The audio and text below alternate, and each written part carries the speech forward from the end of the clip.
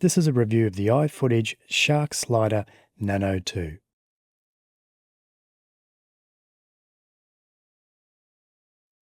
Now, first things first, I bought this with my own hard-earned cash. I really like this piece of gear and have used it on many projects, each with their own different setups and challenges. So in this video, I will give you a rundown of what it is and what it does and show you how I have used it. The Shark Nano 2 allows you to slide, pan, and with the attaching of a gimbal, tilt. From video to time-lapsing, it's perfect for any and all projects. Now there's many ways you can attach this slider, from the side or bottom with many tripod base plate sockets, so you can attach it however you want, but I usually use the main tripod mount on the bottom here. Now the slider has an inbuilt LED screen. This is a control panel where you can go through your different settings such as video, time-lapse, stop motion, macro mode, panorama mode, multi-target. Now I'm just going to go in video here, and it's a place where you can put your keyframes in to get your movement going. You can put 8 keyframes in.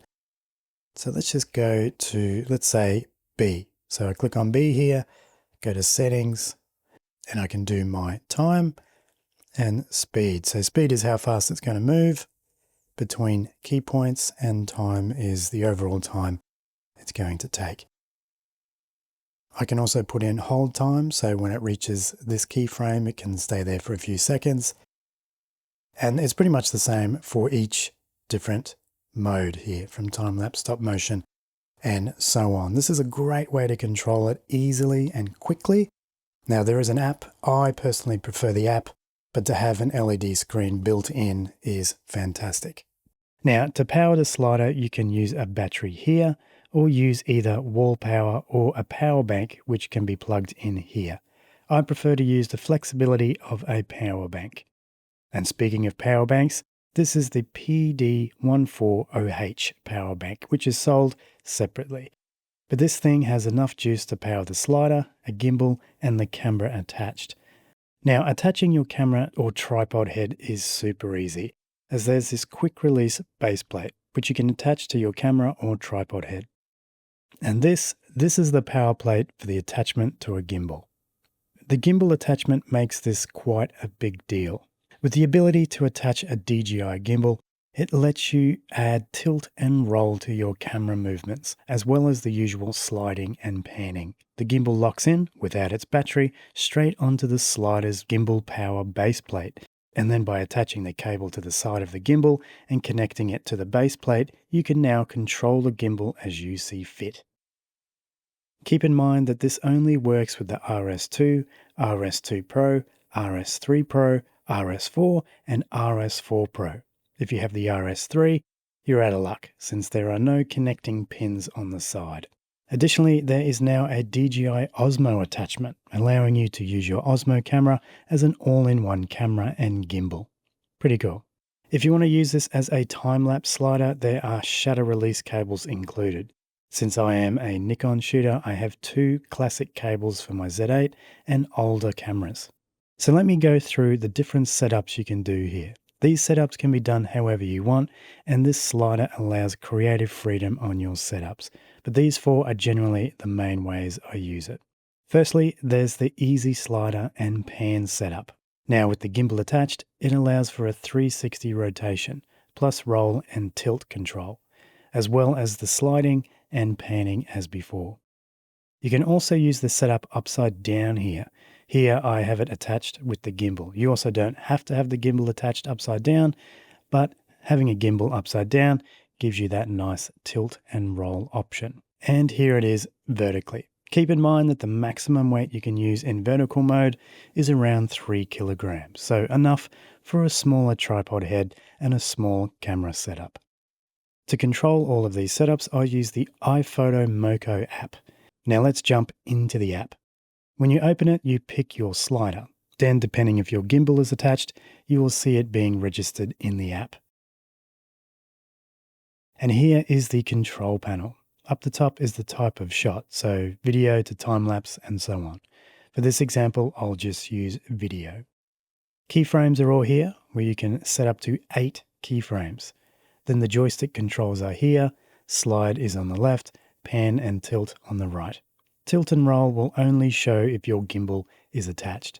To set the speed or delay, make sure you are on the last keyframe and adjust at your leisure.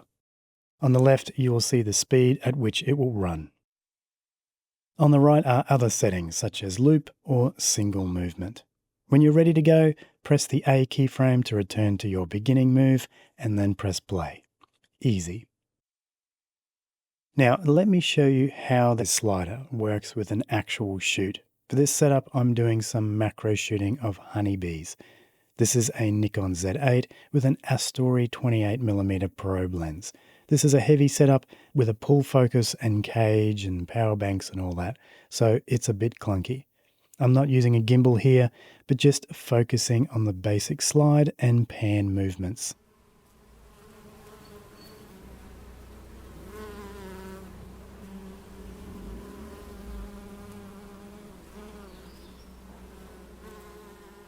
Looks pretty good, smooth movement, and gives a real immersive look to the image. Now let's get tilting. Here I want to focus on these flowers, so I'm just setting my original point and adding a slight tilt. Moving to the second keyframe and a little bit more tilt.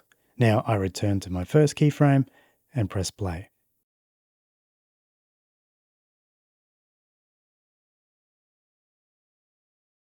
Now my focus is a little bit out here, but you get the idea. Using the app makes it a completely seamless process, which I really like. Now let's shoot upside down. I find this is more of an effort to get set up, mostly because of the gimbal and the balancing and attaching it to the tripod, not because of the slider itself. It's the same deal as before. On keyframe A, I set my beginning move, then keyframe B, I add my movement and tilt. Now I'm only keeping it very simple here. You may want to add even more keyframes, but for now, just 2 is enough for an example.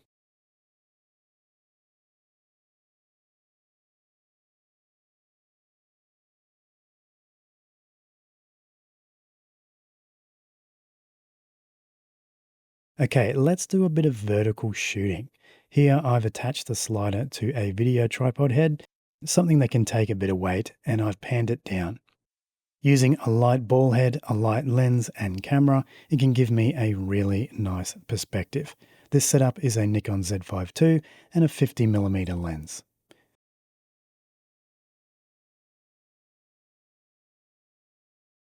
Please ignore my bad focus pulling here, but once again, you get the idea.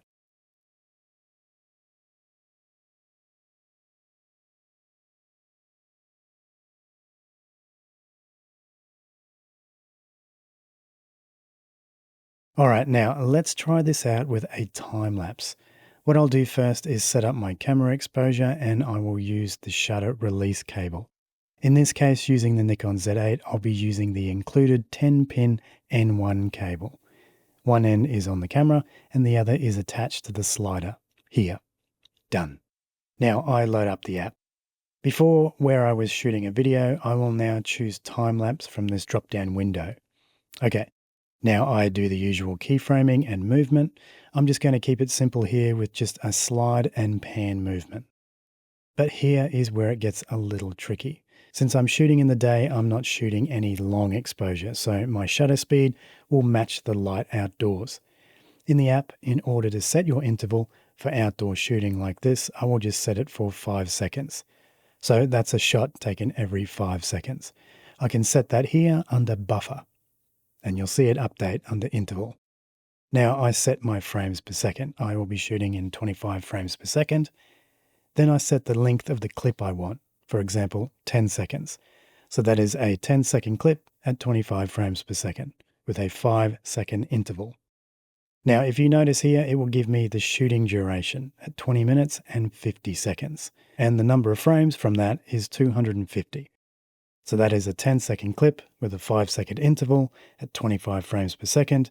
I will be shooting for 20 minutes and 50 seconds, and the total number of frames is 250. Easy, I guess. These are calculated from my FPS and desired clip length. With that all set up, I now press play, and there you go. How easy is that?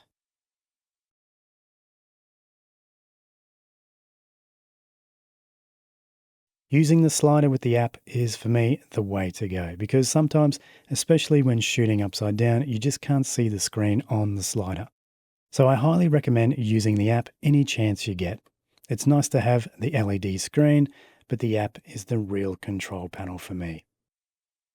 Now, as I said, I bought this slider because I believed it would do everything I needed to do on various projects that I've been shooting recently. And it really has. It's such a great tool, which is only held back by your own creativity. The seamlessness of the gimbal integration, the ability to shoot time lapses, the smoothness of the movements, it's just a really great piece of gear. There are, however, a couple of things that aren't that great. Now, these aren't deal breakers, but rather more nice to haves. First one would be if there were less openings on the tray bottom. Many times I've been shooting in or near long grass and it's been sticking up through the gaps here and even getting caught in the track on one occasion. Also, I wish the app could let you save presets for movements, which would be great for quick shooting, especially for time lapses. But other than that, this is a really awesome, reliable piece of gear that is just so much fun to use. It's really great. As usual, thanks for watching. Don't forget to subscribe, and I'll see you next time. Cheers.